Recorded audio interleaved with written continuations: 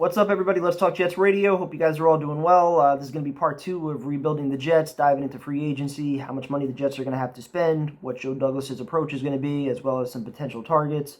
Just kind of picking up where we left off last video, assuming that Van Roten, Henry Anderson, Alex Lewis, and Ryan Griffin are all released. That would put the Jets right at about $85 million worth of cap space. They could up that to about $95 million if Crowder's released. I'm going to operate under the assumption for now that Crowder's going to be back. Or at the very least, they're just going to try to swap his contract with somebody younger. I think Douglas definitely pursues guys like Curtis Samuel and Juju Smith, as potential building blocks for the next 3 years, opposed to Crowder, who's on the last year of his contract. Both those guys are incredibly young, so I could see that making sense. But again, we're going to operate under the assumption that Douglas has about $85 million worth of money to spend. And yeah, that sounds like a lot, but very quickly that $85 million drops to about $65. Once you factor in what the Jets are going to be paying their rookie class, you have 2 first-round picks this year, including number 2 overall. That's not cheap. Plus 2 third-round picks. I'm pretty sure that's around 10 or 12 million. Plus, they're going to have about 8 to 10 million that they carry over into the season. This is far from a win-now team. I don't expect Joe Douglas to spend every penny. I think he's going to want to keep some flexibility going forward. So that right there, takes you from about 85 million right down to about 65.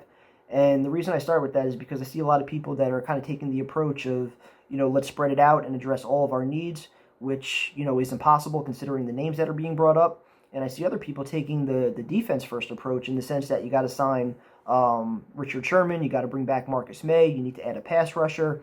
Not that I disagree with any of those things, but what's the priority? So just kind of starting with that, assuming that you do tag Marcus May, I do think it makes sense to bring in Sherman, a guy that's a leader. He knows Saleh, he knows the defense, proven winner, one of the best at his position, maybe a little bit past his prime, but for everything that he would bring as a mentor, as a leader for some of the young corners on this team, I think that makes a lot of sense, just like it did with guys like Jim Leonard and Bart Scott when they came here from Baltimore with Rex. I think Sherman would be a perfect fit, but he's not going to be cheap. So him and May combined are about $20 million. And then you look at the front seven, and who are your outside linebackers next to C.J. Mosley right now? Who are your 4-3 defensive ends outside of, Quinnen, Foley, and Nathan Shepard in the middle? That's 4 starting spots, and you have a lot of young guys that can compete. Guys like John Franklin Myers, Jabari Zuniga, Bryce Huff, Kyle Phillips. You could even bring back Terrell Basham and Jordan Jenkins, probably relatively cheap. But between those 6 guys, maybe you have 2 starters in there and then a lot of depth. So you're probably looking at drafting, at least one guy somewhat high within, the first 3 rounds, your top 5 picks. And then you're probably signing someone to a somewhat significant contract, somewhere around, $6 to $8 or $9 million. So that right there is about $30 million that you're taking off of your 65. Plus, what are you doing at slot corner? Are you bringing back Brian Poole for $5 or $6 million? Are you signing somebody else for cheap? Are you drafting somebody? Are you trusting a kid like Javelin Guidry?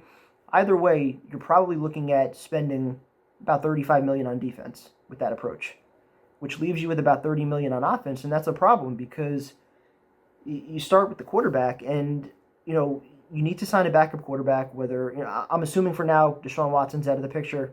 Whether it's Sam or a rookie, you're going to bring in a veteran. That's going to be a couple million.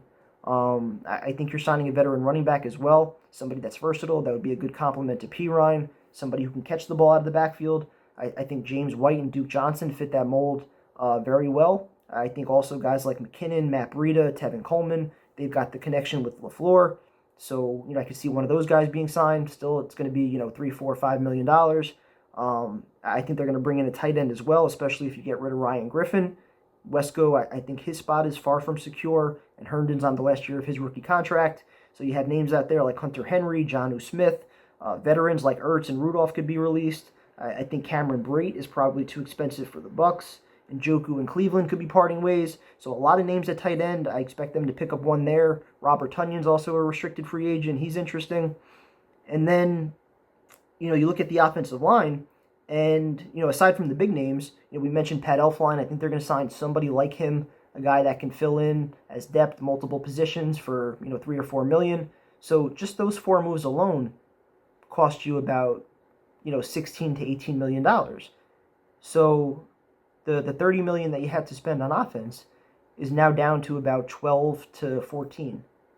So the problem with taking the approach of spreading it around is that now you're looking at mid-tier options on the offensive line. Instead of a Tooney, you're probably looking at a guy like Nick Easton who got released, or, Weston Richburg or Ryan Jensen or Gabe Jackson, somebody, that's a little bit older, a veteran, which I don't think makes sense. And then the receivers, you're definitely not looking at Allen Robinson or Chris Godwin. You're probably in the market for, the next tier, maybe even the Marvin Jones types or somebody like that. Juju, Curtis Samuel, Corey Davis, those guys might be a little too expensive for you at this point. So that's why I think taking that approach would be wrong. I think they have to look at it from the other way. What is your priority? I think it's clear. The priority has to be the interior of the offensive line. Especially like, some of the names that I just mentioned, that second tier, I don't want to go down that path. So whether it's Lindsley and you move McGovern over, or if it's Tooney or Scherf and McGovern stays at center, that has to be priority number one. Getting an impact guy on the interior of your O-line to build that wall. Priority number one. So let's take $15 million. That addresses one of those needs. Next up, figuring out what to do at wideout. And this one is intriguing in so many ways. Let's just say, because again, if Robinson or Godwin can come in at $13 million per year, something like that, I think that's a no-brainer. I think they're going to come in closer to 17 or 18 million per. And if that's the case, I don't see Douglas doing it, because instead of paying, let's say, 18 million for Robinson, if you could get, let's say, Juju and Corey Davis at 12 million per, is it worth it to spend a few extra million to have two building blocks going forward? And not to mention, if you get Juju or Curtis Samuel as your slot guy, you get rid of Crowder, and then you could still sign Corey Davis or Will Fuller as your outside wideout opposite Mims, and that's your trio for the next 3 to 4 years. Locked, under contract, those are your building blocks. All under 27 years old, all signed for the next 3 to 4 years. That's your trio, and you could still draft another guy within the first 3 rounds. So in case somebody gets hurt, you still have a legitimate trio that you can trust in. So that's a very interesting option. You can still do it the other way. You can sign Allen Robinson and keep Crowder. You can sign Allen Robinson. If it's too expensive, cut Crowder, maybe sign a guy like Kendrick Bourne and still draft, a somewhat prominent receiver in the slot. We'll get into some names later on. But, whatever you do, I think you're going to spend, about 12 to 13 million at wideout on top of the 15 at O-line. So that brings you to 28, which leaves you with about 17 to spend on your backup quarterback, a running back, a tight end, and depth O-line, which I think is pretty fair. So that puts you to 45, and then from there you'd have about 20 to spend on your defense. And you could do it, a multitude of different ways. You could go with May and a pass rusher and all your young corners. You could go with Sherman and May, all young pass rushers. You could go with Sherman and a pass rusher and Davis and young safeties. There's a lot of different ways they can mix it up, but I think that the priority has to be the offense. And I think what's clear is that there's going to be holes at the end of the year. This is far from being a one-year rebuild. This is going to take time. There's going to be holes on this roster. The key is, where do you want those holes to be? With the defensive coach, with everything we've put our quarterback through the last few years, build a wall, have weapons, start there. Simplify your process. Let Saleh coach these young kids up, see who emerges, see what you have, see what you don't have. You're still getting Mosley back, which should be a nice impact. Quinnen's been trending in the right direction, so you could still sign 2 guys between Sherman, May, and a pass rusher. But for now, O-line, receiver, that has to be the priority. So, part 2 finished. Talk to you guys soon.